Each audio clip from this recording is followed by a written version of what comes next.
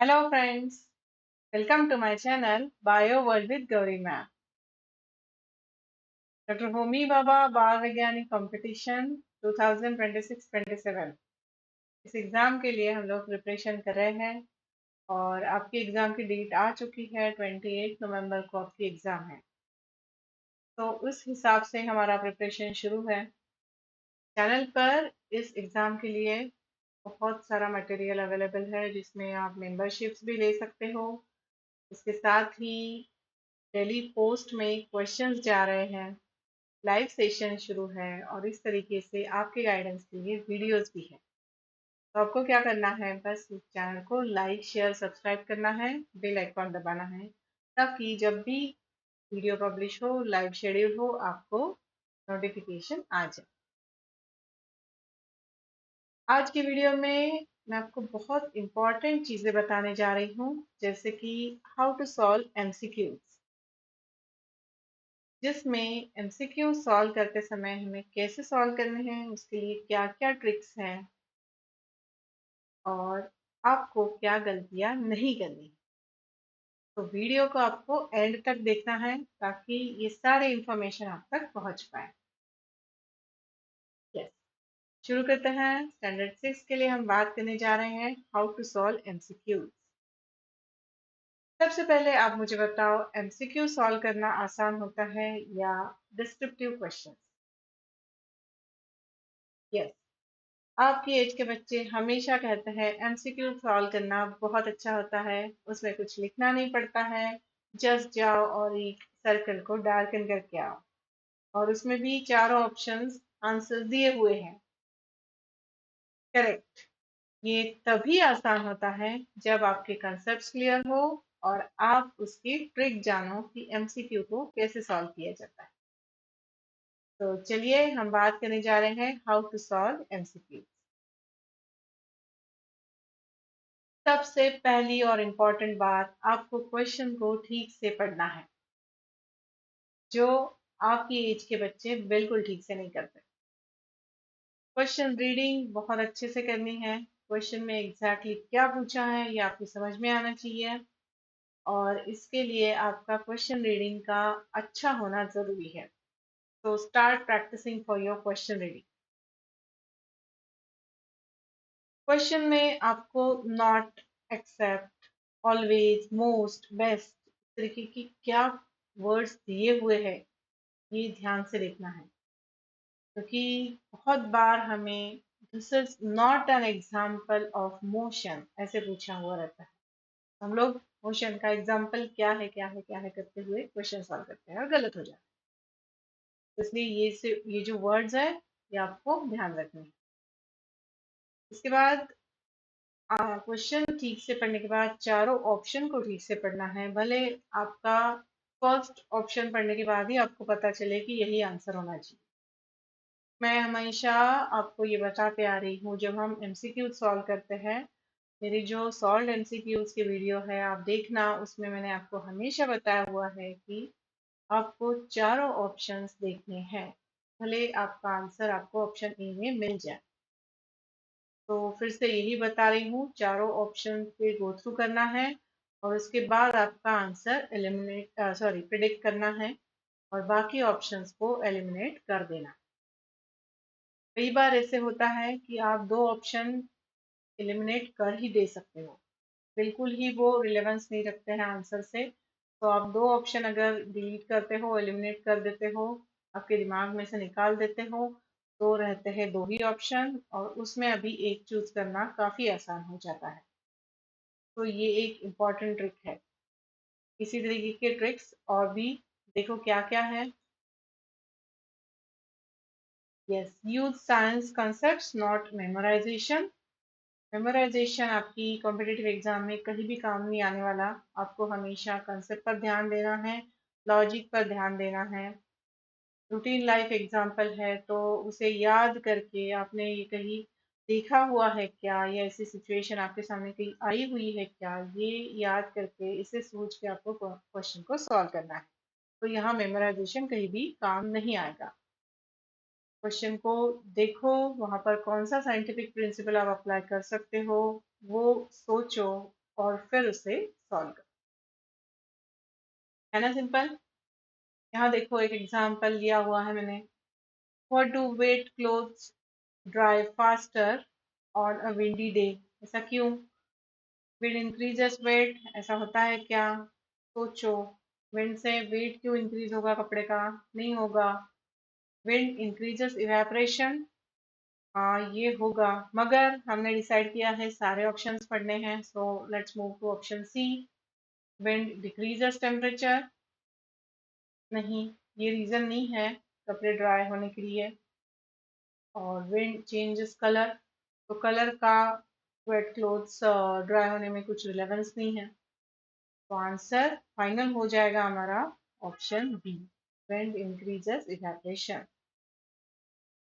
Okay, तो इस तरीके से ठीक से क्वेश्चन पढ़ना है, सारे ऑप्शंस पढ़ने हैं और आपको आंसर तक पहुंचना है। ये कब होगा? प्रैक्टिस, प्रैक्टिस करोगे तब ही होगा। आगे देखो, कंपेयर सिमिलर ऑप्शंस। आगे हमें जो ट्रिक यूज करनी है, सिमिलर ऑप्शंस होते हैं कई बार, तो उसमें से एग्जैक्टली परफेक्ट आंसर क्या है ये आपको फाइंड आउट करना है। जैसे कि बायोलॉजी सेक्शन में आपको हो सकता है वो पूछे कि, लेट्स से क्या एग्जांपल लिया जा सकता है, देखो लीव्स के बारे में या फिर एनिमल्स के बारे में आपको पूछा जाए, which of the following is oviparous animal. में बर्ड्स एक ऑप्शन है और पीजन एक ऑप्शन है। तो बर्ड्स भी ओविपैरस है, पीजन भी ओविपैरस है, तो यहाँ बेस्ट आंसर क्या रहेगा? पीजन, है ना। तो बेस्ट आंसर हम लिख के आएंगे पीजन। समझ में आया? ये सिमिलर ऑप्शन जो दोनों भी बराबर हो सकते हैं, अगर सिर्फ बर्ड से दिया हुआ होगा तो आपको बर्ड्स क्लिक करना है। अगर पीजन है वहां पर एग्जाम्पल दिया हुआ है तो मोर परफेक्ट आंसर की तरफ जाना है और पीजन को पिक करना है। फिर देखो, लुक फॉर एब्सोल्यूट वर्ड्स, जिसमें ऑलवेज, नेवर, ओनली, ऑल, ऐसे जो वर्ड्स आते हैं हमारे क्वेश्चन में, उसे केयरफुली देखना है और उसके हिसाब से आपको क्वेश्चन सॉल्व करना। नेक्स्ट थिंग, कई बार नंबर्स एक ही दिए हुए रहते हैं, यूनिट्स अलग अलग दे देते हैं। इसलिए मैंने आपको कल ही के वीडियो में बताया, यूनिट्स एंड मेजरमेंट्स का टॉपिक अच्छे से करना है, तो इसके लिए, क्योंकि आपने नंबर, उसका जो आंसर है वो निकाल भी लिया, यूनिट गलत कर दिया तो क्या होगा? मार्क तो नहीं आएगा। ये आपको यूनिट भी ठीक से चेक करना है, यूनिट भी अच्छे से देख कर आंसर को टिक करना है। अब देखो एक और ट्रिक, यूज डायग्राम्स। आपके पास वहां पर एक रफ पेपर दिया हुआ रहता है। कई बार स्टोरी टेलिंग वाले क्वेश्चंस होते हैं, एक के बाद ये हो रहा है उसके बाद वो हो रहा है, इस तरीके से। तो ये just draw a flow chart है, या फिर कुछ डायग्राम्स आपके दिमाग में फिक्स रहते हैं। प्लांट की डायग्राम हो सकती है, उसमें आपके दिमाग में फिक्स रहता है कि किस तरीके से प्लांट्स की डायग्राम है, या फिर मोनोकॉट डाइकॉट की डायग्राम फिक्स रहती है। तो draw that diagram on a rough paper. तो आपको याद आएगा मोनोकॉट कैसे दिखता है, डाइकॉट कैसे दिखता है, और उस हिसाब से डायग्राम बेस्ड अगर क्वेश्चन है तो उसको आप सॉल्व कर पाओगे। लाइट, इस चैप्टर में देखो रिफ्लेक्शन ऑफ लाइट पूछा है, तो वो रे डायग्राम जो है वो आपके दिमाग में फिक्स रहती है।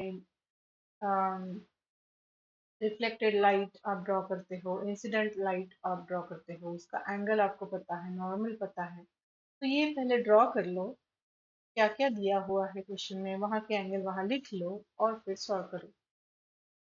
ठीक है, इस तरीके से डायग्राम खुद से ड्रॉ करके भी आप सॉल्व कर सकते हो, ये आसान जाता है। फिर देखो, अगर कुछ क्वेश्चन डिफिकल्ट जा रहा है, आपने ट्राई किया मगर वो आपसे छूट नहीं रहा है, तो उसे थोड़ी देर के लिए स्किप कर दो। मगर यहाँ एक बात ध्यान रखनी होगी, जब आप सर्कल डार्कन कर रहे हो तो ठीक से, अगर 59 वाला क्वेश्चन छोड़ दिया है अभी के लिए, तो ऑफकोर्स 60 क्वेश्चन से डार्कनिंग शुरू करना है। वो गलती मत करना कि 59 छोड़ दिया और 59 से ही आगे के क्वेश्चन का डार्कनिंग शुरू किया। इतनी बड़ी गलती बिल्कुल मत करना, ना इस एग्जाम में ना किसी और एग्जाम में। ठीक है। तो डिफिकल्ट क्वेश्चन अगर आप छोड़ रहे हो कुछ देर के लिए, उसके लिए बाद में समय देना चाहते हो तो वैसे भी कर सकते हो, मगर ये ध्यान रखना होगा। Learn from mistakes. तो ये अभी टाइम है जिसमें आप मिस्टेक्स कर सकते हो और उससे बहुत बड़ा सबक ले सकते हो, क्योंकि एक मार्क बहुत मायने रखता है। बहुत सारे बच्चे होते हैं जिनका एक मार्क से सेकेंड लेवल के लिए जाना रह जाता है। तो एक एक मार्क्स जोड़ना है अपने को इस एग्जाम में। और देखो, जितने क्वेश्चन सॉल्विंग की प्रैक्टिस करोगे, जितने आपके इनकरेक्ट आंसर्स रिव्यू करोगे, कहाँ पर गलतियाँ हो रही है वो सुधारोगे, उतना ही आप एक्यूरेटली 28 नवंबर का पेपर सॉल्व कर पाओगे। तो इसके लिए कंटिन्यूस प्रैक्टिस चाहिए। और हमारी पोस्ट में रोज एक आपको क्वेश्चन मिलने जा रहा है जिसे सॉल्व करके आपकी ये प्रैक्टिस हो सकती है।